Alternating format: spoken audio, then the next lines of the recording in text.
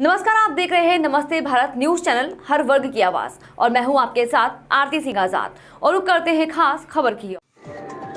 Breaking news Gwalior. आज के युवाओं को सनातन धर्म के संस्कार की आवश्यकता है, कहा प्रसिद्ध भागवताचार्य सुश्री जया किशोरी जी ने।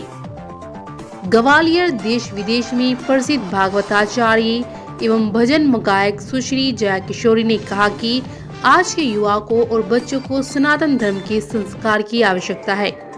यह संस्कार बचपन से ही दिए जाएं तो आज का युवा पाश्चात्य सभ्यता की ओर नहीं जाएगा।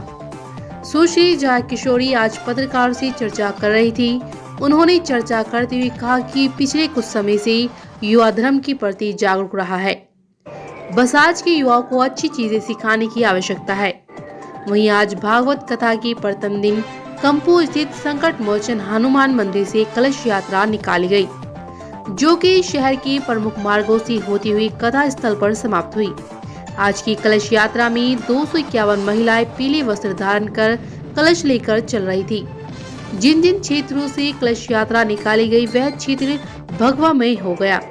आज कलश यात्रा में ग्वालियर 16 पूर्व विधानसभा क्षेत्र के विधायक डॉक्टर सतीश सिंह, सिकरवार पूर्व महापौर श्रीमती समीक्षा गुप्ता ने भागवत महापुराण की पूजा अर्चना की।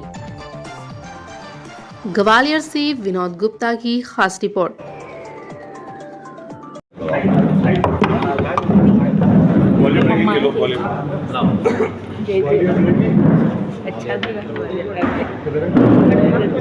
एक मिनट फोटो क्लिक कर लेंगे।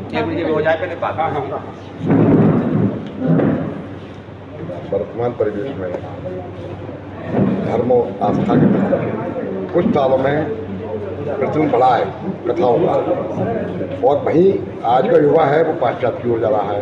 आपका क्या कहना है? मुझे ऐसा लगता है कि आज का युवा बहुत समझदार है, बस उसको आपको अच्छी चीज़ दिखाने की ज़रूरत है। क्योंकि मैं अपनी कथाओं की अगर बात करूं तो बहुत युवा आते हैं। कल भी हम कथा हो रही है, यही कोशिश रहेगी कि युवा भी आए। और मुझे ऐसा लगता है कि वो चाहते हैं जुड़ना, पर उनका परिवेश थोड़ा अलग है, आज का समय अलग है, जो हम सब जानते हैं कि है। और थोड़ा उनके हिसाब से अगर चीज़ें हो तो उनको और आनंद आता है, या उनको बताया जाए, पर आज के समय में उनको सच बताया नहीं जाता। अगर वो कुछ प्रश्न भी लेकर आ रहे तो कई बार परिवार वालों को ही उसका उत्तर नहीं पता, क्योंकि वो खुद नहीं पढ़ रहे हैं। तो फिर जब उसको वहाँ उत्तर नहीं मिलता तो उसको जहाँ जहाँ पर बहुत ही अच्छे तरीके से भाषा जो संस्कृति है, वेस्टर्न कल्चर है, उसको दिखाया जाता है तो अपने आप ही आकर्षित होता है। अगर आप दुकान में कोई सामान जो सबसे आगे रखेंगे तो सबसे पहली नज़र तो आपकी उस पर ही पड़ेगी ना। तो ज़रूरत है कि हम अपनी चीज़ें, अपनी संस्कृति, अपनी अच्छी बातें थोड़ा सामने लेकर आएँ। चाहे वो परिवार है, वो बच्चों को भगवान की कहानियाँ सुनाएं, गीता जी पढ़ाएं बचपन से, ताकि अपने आप ही उसका इंटरेस्ट उसमें जागे। क्योंकि बच्चे समझदार बहुत है। मैं ऐसे कई बच्चों से मिली हूँ जो बचपन में नहीं, कि उनको घर में नहीं पढ़ाया गया, पर अपने आप ही उनका इंटरेस्ट जागा अध्यात्म की ओर। उन्होंने गीता जी पढ़ी है, रामायण पढ़ी है, वो उसमें से अपनी बातें निकाल रहे हैं, आज की जो लाइफ इश्यूज़ है उसको ठीक कर रहे हैं। तो यानी समझदार है बच्चे, पर बस आपको उनको थोड़ा दिखाना है कि उनके पास क्या है। हम उनको दिखा ही नहीं रहे, उनको ऐसा लगता है हमारे पास कुछ है ही नहीं, सब कुछ तो वहीं है। आप वृंदावन में देखिए कि हजारों लोग, विदेशी लोग जी, और सनातन धर्म को अपना रहे हैं जी। वहीं हिंदू भारतीय लोग पाश्चात्य की ओर जा रहे हैं। क्योंकि आप देखिए, जब इस्कॉन की आप बात कर रहे हैं कि श्रीला प्रभुपाद जी जब वो गए थे वहाँ पर, वो विदेश गए थे, उन्होंने बताया है हमारा धर्म क्या है। और आप वहाँ जाकर देखिए, वहाँ के इस्कॉन में और भी ज़्यादा भक्ति होगी शायद। लोग तो उन्होंने में एक ही बात घूम फिर के आती कि आपको बताना पड़ता है कि आपके पास क्या है, और समय अनुसार। कि आज मान लीजिए मेरी कथा है, वो कथा बहुत ही सिंपल लैंग्वेज में होती है। क्यों? उसके पीछे कारण है कि वहाँ जो भी बच्चे बैठे हैं, चाहे 6 साल के हो या 60 साल के भी व्यक्ति हो, सबको समझ आनी चाहिए। अब अगर हम कह देंगे नहीं, हम तो इसी भाषा में बोलेंगे, आपको समझ आती है तो आइए, नहीं आती तो मत आइए, तो बच्चा नहीं आएगा। तो हम एक साथ मिलकर आए हैं कि हमने आज तक विषय को लेकर काफ़ी ज़्यादा बातें इसी तरीके से सुनी है कि चाहे रासलीला है, चाहे माखन चोरी है, हंसी मजाक, मतलब भूल रहे हैं, पर ये वही व्यक्ति है जिसने महाभारत का युद्ध किया है, जिसने अर्जुन को मोटिवेट किया है, गीता का ज्ञान दिया है, और इसीलिए इनका नाम योगीराज कृष्ण है। वो उस एंगल को दर्शाते हुए हमें आज का जो यूथ है उसको थोड़ा सा सिखाने के लिए आए हैं। तो बहुत अभी बड़े बड़े प्रोजेक्ट सामने, अभी कोई आप कहीं भी न्यूज़ देखिए, आप मत मानिए। ऑफर कितने आते हैं? देखिए ज्योतिष देख ही नहीं रहे। देखिए ज्योतिष और धर्म के प्रचार में कैसा था? मतलब एक एस्ट्रोलॉजर ज्योतिष की तरफ जाते हैं, आप मायरा नानी बाई का मायरा, तो जिन्होंने सबसे पहले कभी स्वामी श्री रामसुखदास जी महाराज और श्री रामसुखदास जी महाराज की कथा मैंने सुनी, कैसेट्स आती है उनकी, तो मेरे दादा मेरे पापा सुनते थे और बहुत भावुक होते थे सुनकर।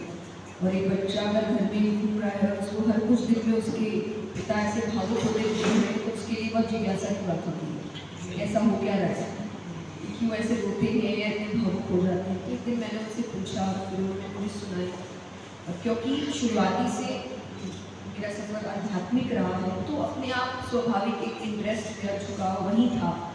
मुझे वो बहुत सुंदर लगी कथा, और वो अपने आप ही मन से वो बात लिखी, बल्कि उस बात को मुझे उतारने में 1.5-2 साल लग गए, तैयार करने में। पर उसी वक्त मेरे मुझसे एक बात निकली कि मुझे बड़ा अच्छा लगा, ये जो भी है मुझे करना है।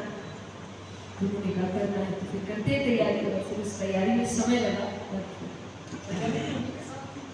हाँ जी, उन्हीं के साथ। आप अपने आप प्रेरणा स्रोत किसको मानती हैं? मैं अपने परिवार को मानती हूँ, क्योंकि उन्होंने ही मुझे आगे बढ़ाया है। क्योंकि बच्चे छोटे बहुत कुछ बोलते हैं, ये बनना है, ये करना है, वो करना है, पर परिवार की जिम्मेदारी होती है कि उस कला को पहचानना है, उस इंटरेस्ट को पहचानना और उसमें आगे बढ़ना। तो वही हमेशा से मेरी प्रेरणा रही है, और आज भी वही है कि अभी भी अगर कुछ नई बात हम सामने रखते हैं तो हमेशा तैयार होते हैं कि हाँ काम करते हैं, हाँ आगे बढ़ते हैं। वही मेरी प्रेरणा। एक साथ मिलकर आया है कि हमने आज तक विश्व को लेकर काफ़ी ज़्यादा बातें इसी तरीके से सुनी है कि चाहे रासलीला है, चाहे माखन चोरी है, हंसी मजाक, अगर हम भूल रहे हैं पर ये वही व्यक्ति है जिसने महाभारत का युद्ध किया है, जिसने अर्जुन को मोटिवेट किया है, गीता का ज्ञान दिया है, और इसीलिए इनका नाम योगीराज कृष्ण है। वो उस एंगल को दर्शाते हुए हमें आज का जो यूथ है उसको थोड़ा सा सिखाने के लिए आए हैं। तो बहुत अभी बड़े बड़े प्रोजेक्ट सामने हैं। अभी कोई आप कहीं भी न्यूज़ देखिए, आप मत मानिए। तो ऑफर कितने आते हैं? देखिए ज्योतिष देख ही नहीं रहे। देखिए ज्योतिष और धर्म के प्रचार में कैसा था? मतलब एक एस्ट्रोलॉजर ज्योतिष की तरफ जाते हैं, आप ये सब बढ़ेगा, कभी बढ़ेगा, ऐसा समय आएगा कि इंसान को शब्दों का इस्तेमाल नहीं करना चाहिए, पर ऐसा भी समय आएगा कि इतना भयानक रूप आ सकता है। और जो कहा जाता है कि कलयुग की आयु 4,31,000 है और अभी 5,120 से ज़्यादा नहीं हुई है। तो अभी जो हमें लग रहा है कलयुग आ गया, अभी तो सिर्फ बिंदु मात्र आया है। अभी तो इसको यौवन अवस्था प्राप्त करनी है, तब क्या होगा सोचो। और इसमें भागवत नहीं लिखा। पर जो आपने कहा कि लाखों लोग आते हैं, तो हमारी कोशिश यही है, और 7वें दिन हम सबसे यही कहते हैं कि आपने सुना, आपको आनंद आया, आपने सब कुछ किया, ठीक है, लेकिन बस इसके बाद भूलिए मत। उसके तुरंत बाद तो भूलना है। आइए खबरों में लगातार बने रहने के लिए देखते रहे नमस्ते भारत न्यूज चैनल। नमस्कार।